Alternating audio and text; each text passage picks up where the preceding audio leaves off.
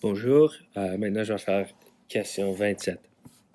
Un étudiant a décidé de vérifier par lui-même la loi de gravité. Il monte au sommet d'un gratte-ciel de 320 mètres haut, chronomètre à main. Il se jette en chute libre, vitesse initiale nulle. 5 secondes plus tard, Superman arrive sur les lieux et plonge depuis le toit pour sauver l'étudiant. Quelle doit être la vitesse initiale de Superman pour qu'il puisse attraper l'étudiant juste avant que celui-ci ne s'écrase au sol? On admet que l'accélération de Superman est celle d'un corps en chute libre. C'est une question où ce qu'on a deux corps en mouvement, les deux ayant des accélérations constantes. Alors, sur ce côté, j'ai l'étudiant. Sur ce côté, j'ai Superman. Alors, on va commencer avec l'étudiant. V1 est égal à 0 mètres par seconde. Accélération est égale à 9,8 mètres par seconde carré. Je veux savoir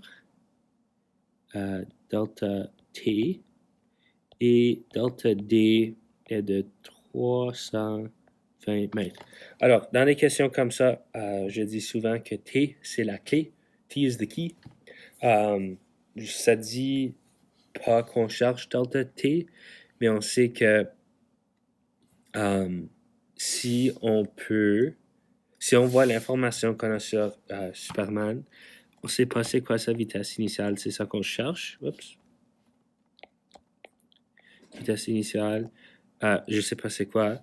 On a quand même son accélération qui va le bas. J'ai pas mis mon négatif ici. On a delta D. Mais on a juste deux choses données. On a besoin d'un troisième, comme ça on peut trouver vitesse 1. Puis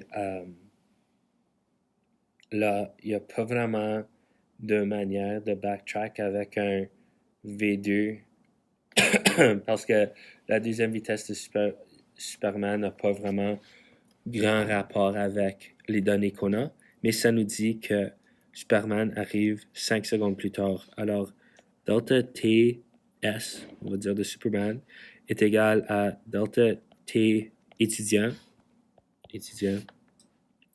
à moins 5 secondes.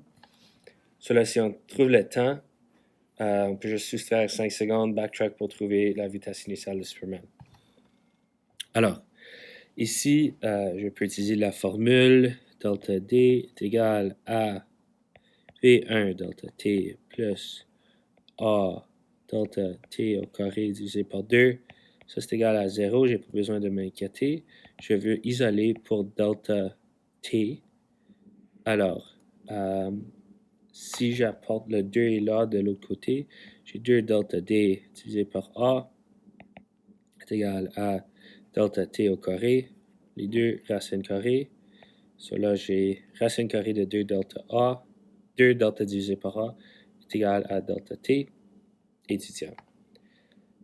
Racine carrée de 2 fois 320 mètres divisé par négatif 9,8 mètres par seconde carré.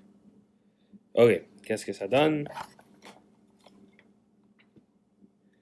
640 divisé par 9,8. Ça, j'ai 8,08 secondes pour tomber. Je vais maintenant mettre ça de l'autre côté. J'ai delta TS est égal à delta T étudiant, 8,08 secondes, moins 5 secondes. Oups. Juste pour faire ça plus simple, je vais juste dire 8 secondes, moins 5 secondes. Delta T de Superman est égal à 3 secondes. Là, je peux trouver sa vitesse initiale avec la formule qui omet delta V2. Je n'ai pas besoin. Alors, je peux isoler pour V1 avec cette même formule que j'ai utilisée à l'autre côté. Delta D est égal à V1 delta t plus accélération fois delta t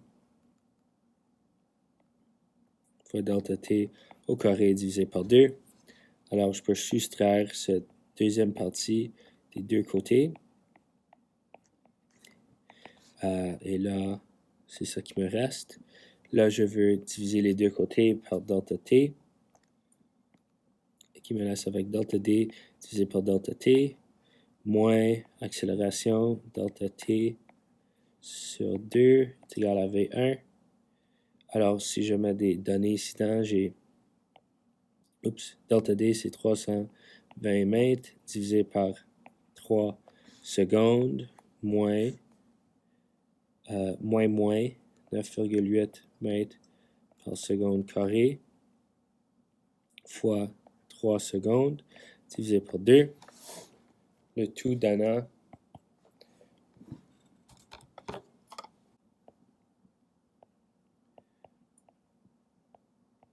je vais juste faire étape par étape ici parce que je n'ai pas confiance en cette calculatrice que je connais pas vraiment bien.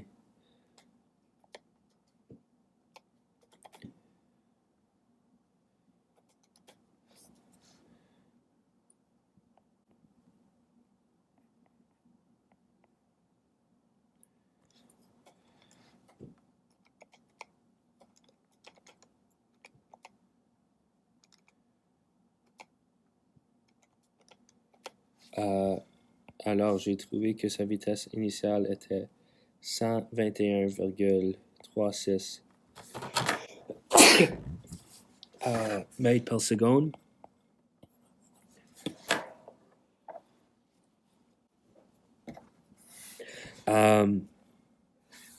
Juste en regardant rapidement, je vois pas de faute. Ça semble pas mal vite, mais c'est quand même Superman. So.